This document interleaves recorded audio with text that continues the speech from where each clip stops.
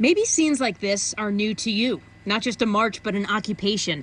The so-called Capitol Hill organized protest has turned the area around Cal Anderson Park into what looks like a village, the space taken up with the goal of change. There's such an interest in El Centro right now about, our successful occupation and tying it to what's happening on Capitol Hill. To Estela Ortega, these scenes are not new. In fact, it is Seattle history repeating itself. It goes, obviously, the building was occupied on October the 11th, 1972. Ortega is the executive director of El Centro de la Raza, a nonprofit hub for Seattle's Latinx community.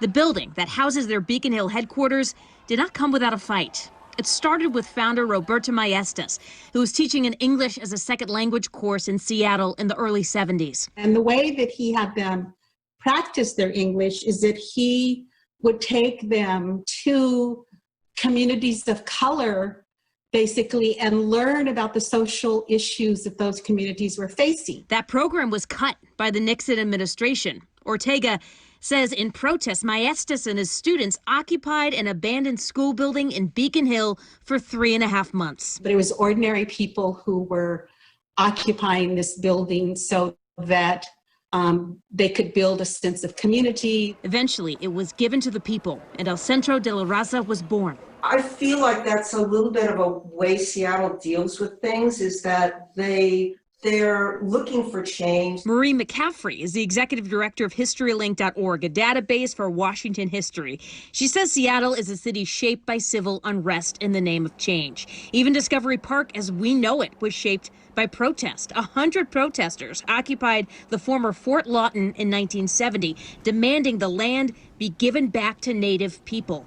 7 years later, Daybreak Star Indian Cultural Center was created. Change is hard.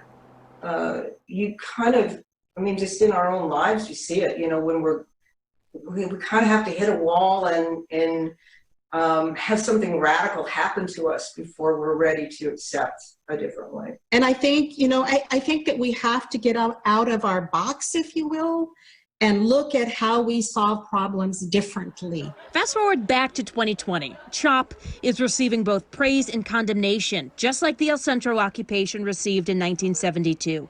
Ortega says no matter what your views are, history has taught us that now is the time to open ourselves up to understanding. There's a beautiful saying by a Latin American philosopher said, is that in a time of crisis, that the peoples of the world must rush to get to know each other. And we are in a crisis in Seattle. And so we must rush to get to know each other. In Seattle, Vanessa Mishanya, King 5 News.